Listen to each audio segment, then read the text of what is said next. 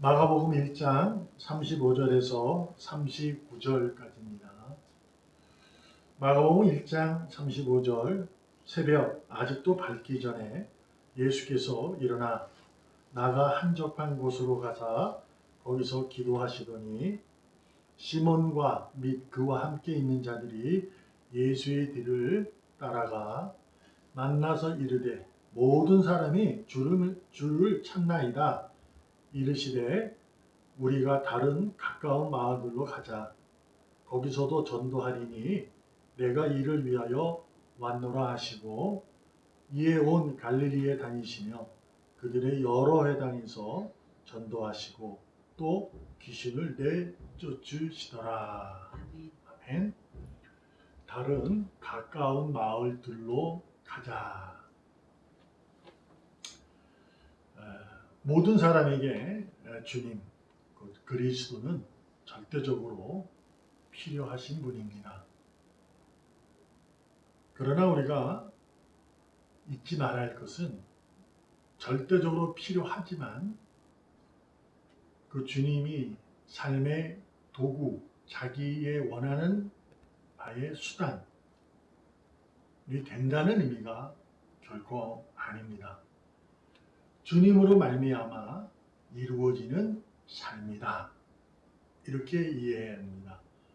그래서 거기에는 하나님의 자녀에게 믿음을 주셔서 주님에 의한, 주님으로 말미암아 주님 안에서 살아갈 수 있도록 믿음이 반응하게 되는 겁니다. 그래서 믿음이 있는 자에게는 주님이 절대적이다. 이렇게 얘기할 수 있습니다. 그러므로 한 가지 중요한 사실을 우리가 오늘 본문을 통해서 배우게 됩니다. 오늘 본문 읽기 전에 예수님은 베드로의 장모를 열병을 고치시고 그리고 수많은 병자들이 그 베드로의 집 앞을 찾아와서 병자들이 귀신 들린 자들이 찾아와서 예수님에게 고침을 원할 때 예수님은 쉬지도 아니하시고 모든 사람을 다 고쳐주시고 귀신도 쫓아내 주셨습니다.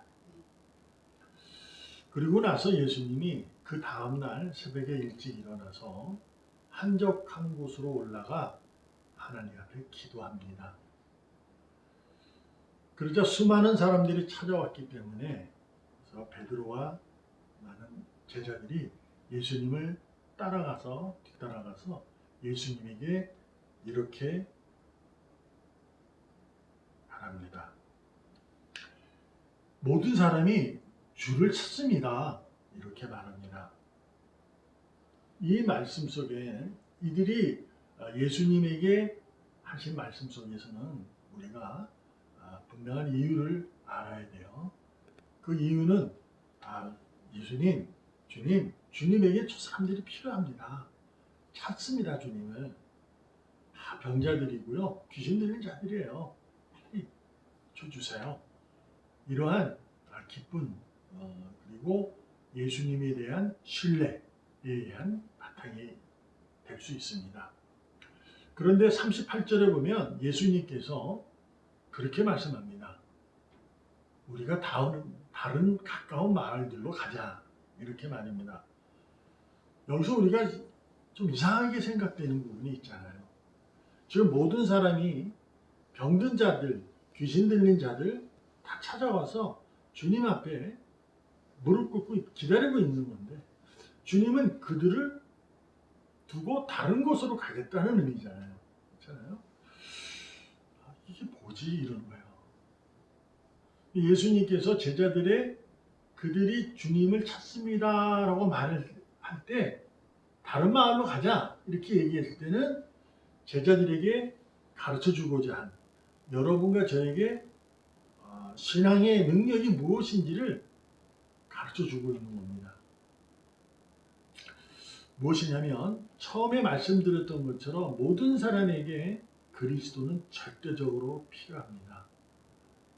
그러나 모든 사람이 절대적으로 필요한데 그것은 주님의 의하여 주님으로 말미암아 주님 안에서 믿음으로 살아가기 위한 주님이 필요한 것이지, 자기의 바람, 자기의 생각, 자기의 소원을 두고 주님이 필요한 것은 아니다 라고 말씀드렸습니다.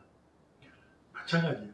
제자들이 찾아와서 지금 주님을 찾습니다, 이 얘기는 저들을 고쳐주세요 라는 의미도 있지만, 그들의 마음속에는 예수님을 모시는 제자들이잖아요. 그 당시에는 이제 헬라 문화가 의해서 쭉 이렇게 있었던, 그때는 지식인, 그러니까 지식인이 있으면 제자들이 높임을 받았던 시대예요. 그러니까 지금 제자들이 예수님이 그런 능력이 있는 자신들이 세지는 거거든요. 그래서 그들 마음 한가운데는 예수님 저들을 고쳐주세요, 그래야 좀 되지 않겠어요? 뭐 이런 마음이 있는 거예요. 우리도 마찬가지예요. 주님을 우리가 잘 알잖아요. 주님이 형에서 우리가 주님을 통해서 이루어지는 일, 그 일로 통해서 이 사람들이 놀람을 겪고 그런 일이 벌어져서 이들이 예수를 믿긴다면 얼마나 좋아요. 그런 마음도 있지만 솔직히 주님을 이용해서 저 사람들이 고침을 받아 내가 높아지기를 원하는 마음도 우리가 있다는 거예요. 곧 주님이 내게 필요하지만 주님이 나의 삶의 도구로, 내 인생에 내가 소원하는 것을 이루어 주시는, 도움을 주시는 그런 분으로 도움을 주시는 조력자나 협력자로 이해하는 부분이 있다 이거예요. 우리에게. 그것을 오늘 분명히 깨고 있는 겁니다. 결국 주님은 내게 절대로 필요하시지만 내게 필요할 때는 주님의 의지를 알아야 합니다. 이게 중요한 거예요. 내가 신앙을 가졌다면, 내가 예수님을 믿는다면, 그리스도를 믿음으로 말미암아 하나님을 찬양하는 자에게는 항상 하나님의 의지를 알아야 되는 거예요. 내 의지가 아니고요. 그러니까 내가 신앙생활을 하는 것은, 내가 교회를 다니고 예배를 드리고 기도하는 이유는 하나님의 의지를 알기 위해서 내가 있는 거예요. 내가 원하는 내 생각과 내 바람과 내 마음, 감정, 이런 것을 위해서 하나님의 의지를 알 수 없어요. 그러면 내가 힘들고 어렵다면 주님의 의지를 알아야 돼요. 기뻐도 주님의 의를 알아야 되지만 슬플 때도 알아야 돼요. 그래서 무엇이 필요하다? 나한테 지금 주님이 절대적으로 필요함을 느낄 때, 그때가 언제일까요? 아마 모두가 저를 포함해서도 다 힘들 때일 거예요. 어려움을 겪고 있을 때 주님이 필요할 겁니다. 그때는 제자들이 주님을 찾아왔을 때 주님이 다른 가까운 마을들로 가자라고 했던 주님의 의지를 알아야 되잖아요. 그러기 위해서 뭐예요? 내 의지와 내 생각과 내 감정과 나의 소원을 버려야 합니다. 내가 가지고 있는 이 상황 속에서 내가 생각하는, 내가 아는 지식, 내가 아는 감정 같은 거를 버려야 돼요. 그래서 주님이 나를 향해서 하고자 하는 의지가 있거든요. 그 의지를 아셔야 돼요. 왜 그럴까요? 나를 향한 주님의 의지는 내가 원하는 생각과 감정으로 되는 것이, 억지로 되는 것이 아니기 때문이에요. 주님의 의지는 달라요. 맞을 수도 있어요. 그러나 달라요. 나는 너의 생각보다 크다, 이렇게 말씀하셨어요. 그렇지 않아요? 그러므로 내 생각과 감정을 버리셔야 돼요. 내 소원을 버리셔야 돼요. 그래서 어떻게 해야 되느냐? 시편 46편 10절만 보면, 이렇게 11절 빼고 10절만 보면, 이르시기를 너희는 가만히 있어 내가 하나님이 됨을 알지어다, 이렇게 말합니다. 내가 문나라 중에서 높임을 받으리라, 내가 세계 중에서 높임을 받으리라 하시도다, 이렇게. 자, 이것은 어떤 의미로 받아들일 수 있냐면 지금 다윗은 하나님을 알지만 이게 보니까 자신의 삶이 자신의 나라가 어려워지고 있는 거예요. 어려워지고 있는 거예요. 근데 하나님 뭐라고 그러는 거예요? 가만히 있어라 이러는 거예요. 내가 하나님을 알아라. 왜? 나는 어려워지는 그 나라를 통해서 너는 높임을 받을 거야 내가. 나는 세상보다 크다. 이렇게 말씀하는 거예요. 그러므로 여기서 우리가 분명히 알아야 할 게 뭐냐면 하나님의 됨을 알려고 하면 무엇이 먼저다? 가만히 있어야 된다라는 거예요.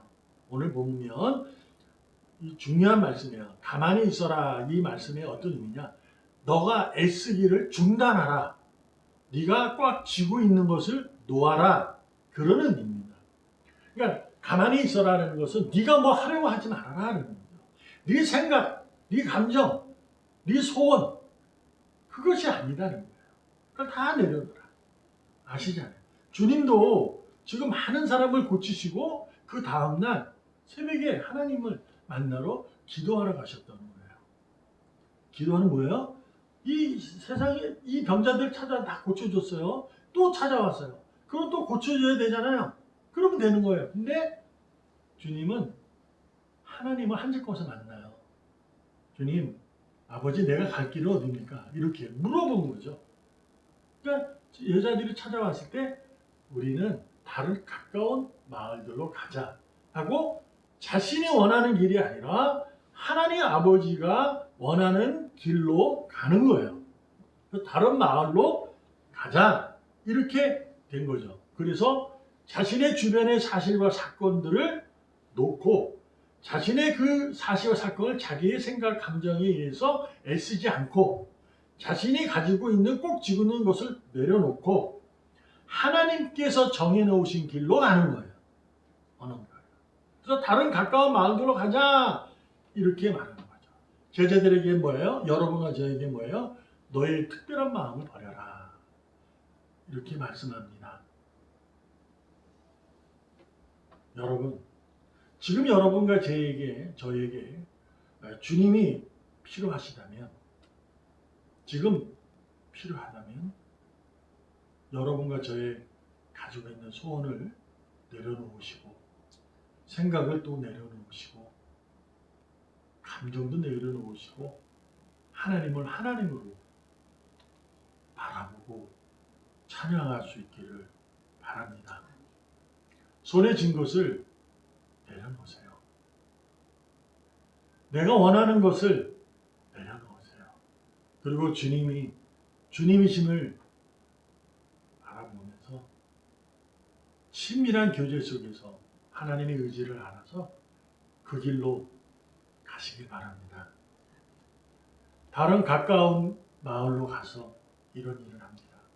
이에 온 갈릴리에 다니시며 그들의 여러 회당에서 전도하시고 또 귀신을 내쫓으시더라. 거기 가서도 주님은 주님의 일을 합니다. 지금 거기서 내버려뒀던 이들 두고 다른 곳에 가서 갈릴리 온 마을로 다니시면서 그러셨다라는 거죠. 여기에서도 우리가 알 수 있는 게 뭐예요? 병이 고쳐진다고 해서 구원받고 귀신을 쫓임을 당했다고 해서 구원을 받았다. 그렇지 않다는 거예요. 귀신 들린 자도 하나님에게 자녀가 되는 수 있고 병에 들은 자도 하나님의 자녀일 수 있다. 그렇잖아요. 주님이 버렸잖아. 쉽게 얘기하면 두고 간 거에 다른 마을로. 다 고쳐주지 않았어요. 우리는 병을 고치기 위해서 내 삶의 고난을 없어지기 위해서 주님이 필요한 분이 아닙니다. 오늘도 주님은 네 생각을 놓으라고 말합니다. 네가 하려 하지 말라고 합니다. 오늘도 내가 하나님의 됨을 믿어라. 나는 너의 하나님의 됨을 믿어라. 나는 이 세상을 다스리시는 전지전능하신 하나님이다. 라는 것을 믿으라 말씀합니다. 여러분과 제가 꼭 쥐고 있던 생각과 감정을 내려놓으시고 주님의 의지에 명령에 따라 순종하는 삶을 살기를 주님의 이름으로 축복합니다. 기도합니다. 주님 감사합니다. 주님은 오늘도 얘야 다른 가까운 마을들로 가자라고 말씀하십니다. 순종하는 용기를 주시옵소서. 순종하는 기쁨과 감사의 능력을 주시옵소서. 그래서 오늘도 주님의 의지와 의지대로 하나님의 정하신 길대로 꿋꿋하게 걸어갈 수 있도록 믿음의 용기, 능력을 더하여 주시옵소서. 살아계시는 예수님의 이름으로 감사하며 기도합니다. 아멘.